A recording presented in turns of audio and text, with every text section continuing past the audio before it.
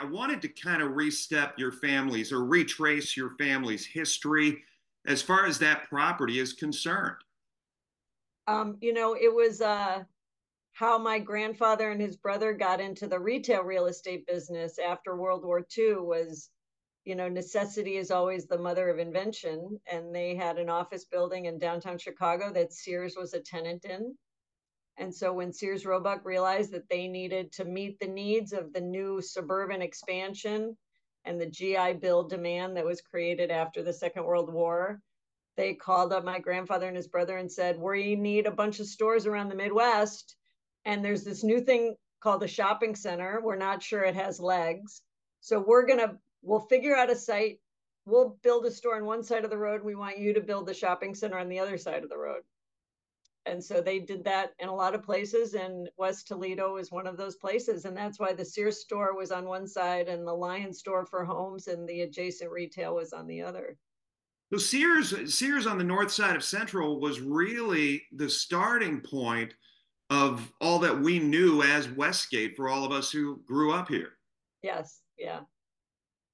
And before that, even you were talking about it just being farm fields and horse barns and that kind of stuff. Well, so, we have some very old aerial photographs of the site before, right as they were purchasing it in 1955, I think is when the first file date started with Lions, because that was the tenant that they enticed to come out and locate there. And it was a farm.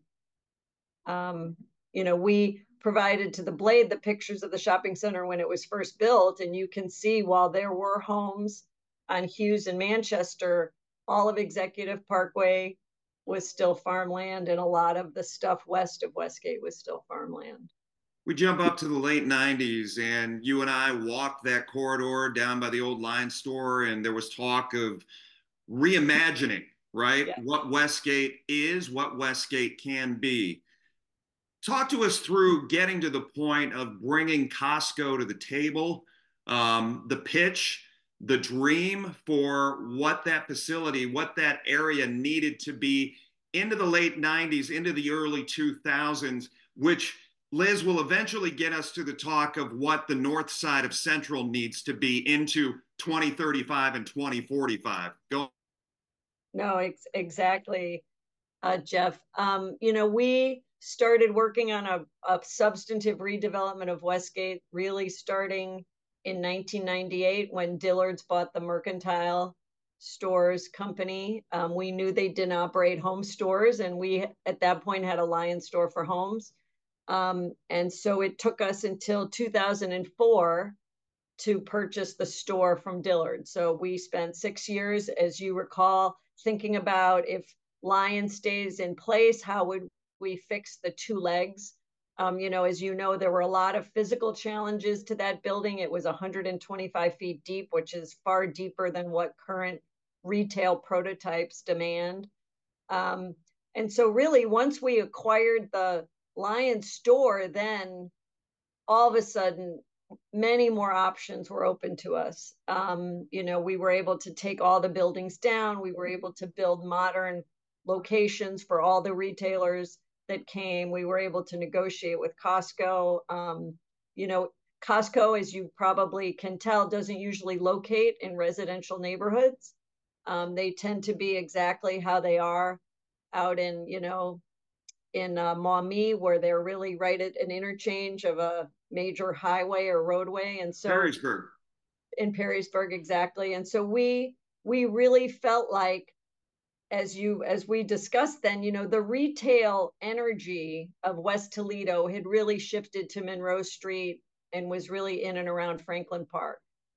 The Andersons had the big store Kitty Corner, and a lot of those restaurants were just getting developed around the mall.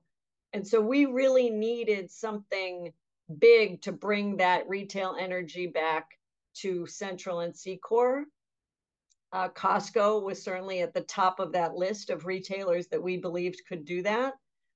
They have done phenomenally well there. They have been a tremendous partner with us in owning their part of the property, and we own our part. That shopping center, after it opened in 2007 and 2008, really at the beginning of the global financial crisis, stayed fully occupied for years. And that's And I think that's one of the things I wanted to touch on, because there have been a lot of swings as far as the economy is concerned since that went in, since the redevelopment happened. And obviously that brings us up to today, Liz, and the Rite Aid situation, the pharmacy situation there. Talk to me about the economy. Talk to me about what you guys see in the future for that Rite Aid property. So, we were very surprised, Jeff, that we were getting our Rite Aid store back. It was a very strong Lane drugstore. It was a very strong Rite Aid drugstore when we rebuilt the shopping center in 2008. It continued to be a very good performer for them, even up until they filed for bankruptcy due to pressures that were unrelated to the profitability of our store. We had negotiated with them in their bankruptcy case to reduce their rent there so that they would stay open and operating. We love the use. We have always loved the use. Those goods and services are hard to come by. And so we were very shocked when they were unable to I suppose they needed to consummate their plan of reorganization and bankruptcy, and that we were getting the store back. Now, that said, we're still committed to providing the same variety of goods and services that we always have. We're just not confident that we're going to be able to replace them with another drugstore, despite the phenomenal location and the beautiful physical plant there. Because all of the drugstore businesses that, CVS and Walgreens are really experiencing what's probably more of a secular change in their business and not just a cyclical change in what's happening in the real estate business generally. And so we're looking at lots of different options there. All right, let's shift our focus across the street now. And obviously, it took some time. There is a dual, I guess, interest in the former Elder Beerman site. You've got the Sears site. Took forever to get those buildings eradicated and out of the way. What is the vision? Because obviously, a lot of reports about what residential could be there. Residential has now been pushed to the side. Where are we with all this, Liz? So I don't know that residential has been pushed to the side so much, Jeff, as we dug very deep into whether or not a residential project could be built there and could be leased up and could provide a return to the investors who would need to put up the equity capital to do that. And unfortunately, as we've seen in other residential projects around Toledo, those numbers don't work yet. The rents that you can charge aren't yet high enough to support the costs of construction. Even though we had a very, very low basis in the land, because most of the land around the Sears store we already owned. Sears just had control of it while they owned their building and the piece around their building. But even with our low basis in the land, it was still, it didn't pencil. I mean, and then we worked with the city of Toledo, and certainly lots of developers come to the city to say, hey, we want to develop in Toledo. And so I met with the folks that they had referred me to in the hopes that, look, if I couldn't do it, I would be happy to sell the land to somebody for them to do it. Or I'd be happy to partner with somebody for them to do it. I mean, I wasn't in this to try to have just, our company do it. And I literally, Jeff, had people say to me, Liz, if you gave me the land, I still couldn't make the numbers work. And that's because of the climate right now, the economic situation, that property, all the above. So it's a number of factors. It's the interest rate environment makes it difficult because you have to finance the construction and then you have to finance the construction loan into a permanent loan. It's difficult because of the costs of that construction have gone up since COVID. And it's difficult because the rent that you can charge for those units isn't high enough to defray those first two components of the equation. Let me ask you this, because traffic comes up again and again as far as that corridor is concerned. Something that seems to have, I know they're talking about expanding 475 a little bit further east of the interchange right there at Secor. Why are they not considering something better, something more expansive for that interchange that I'll tell you, it has outgrown its use. It has outgrown its age. It really has.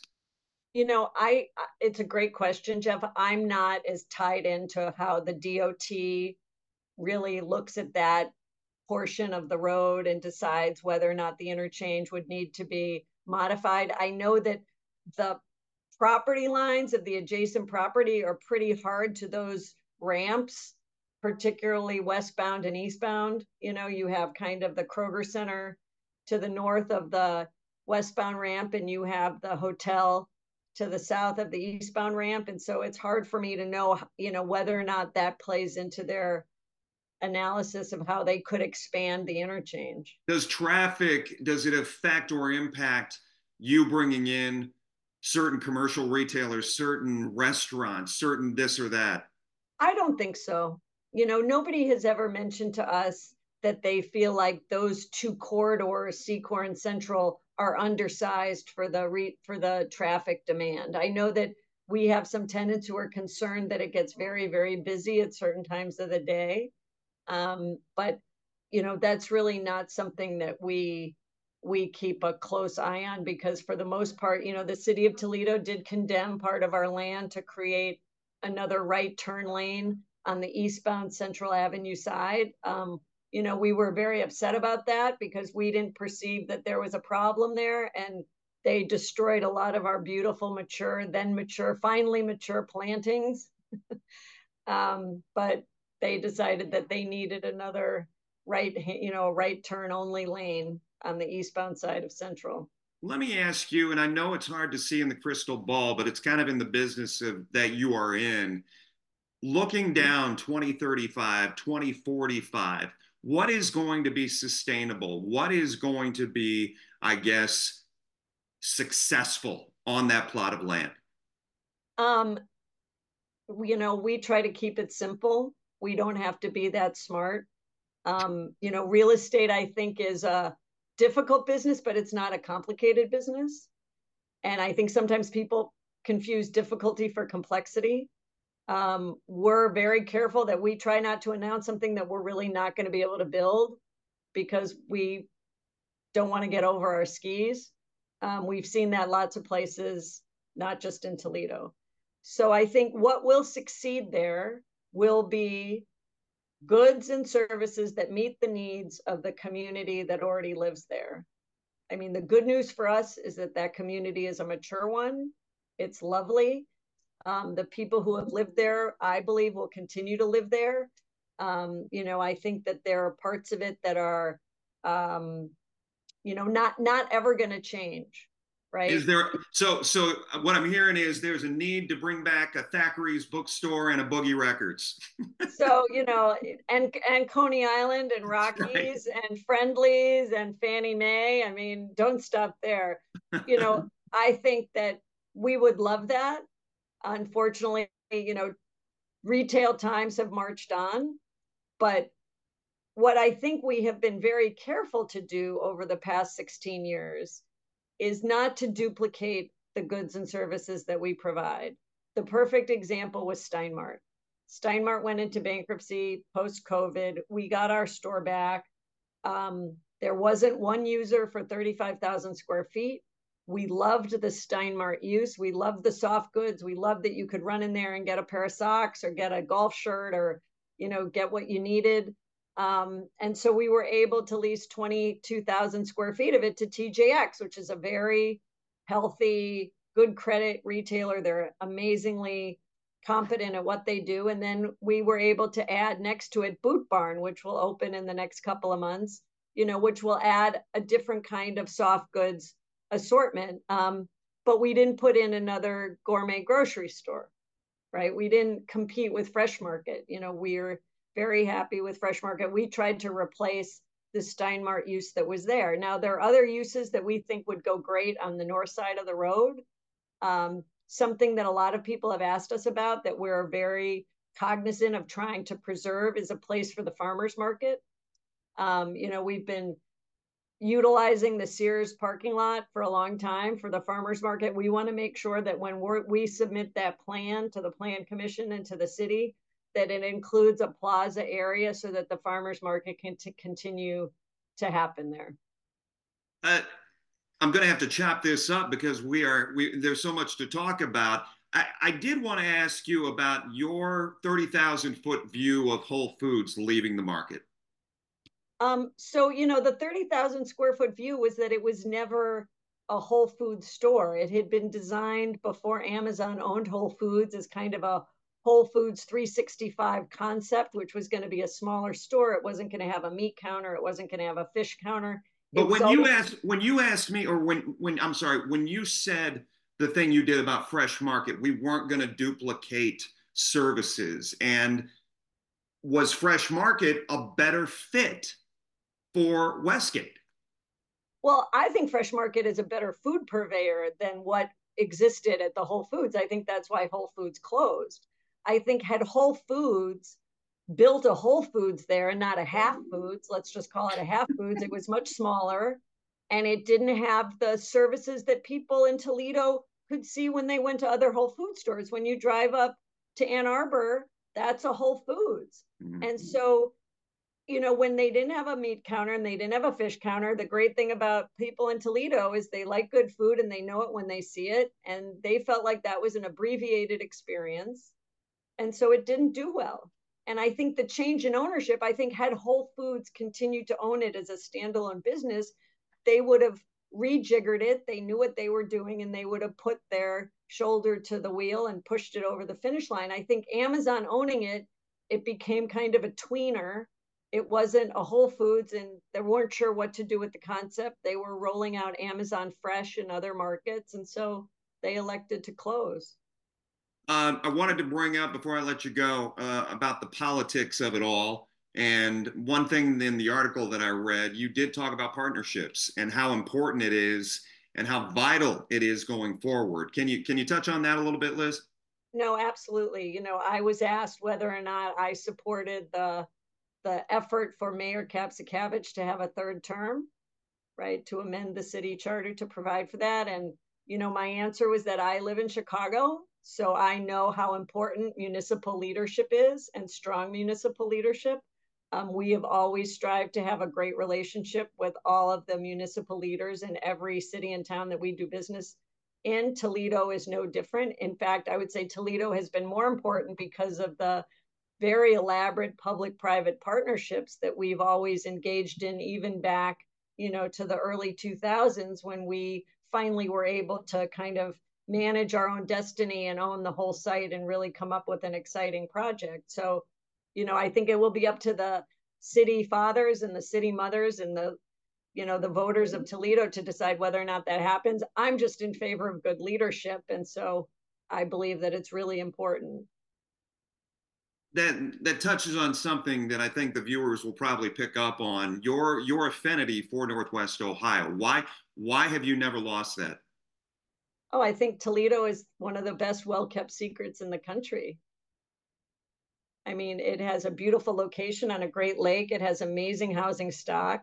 I'm a medium-sized house, big tree person when you think about where do you want to live your life. West Toledo and the old West End and other parts of the city are spectacularly beautiful. And so, I've always loved the people. They're very Midwest, what you see is what you get.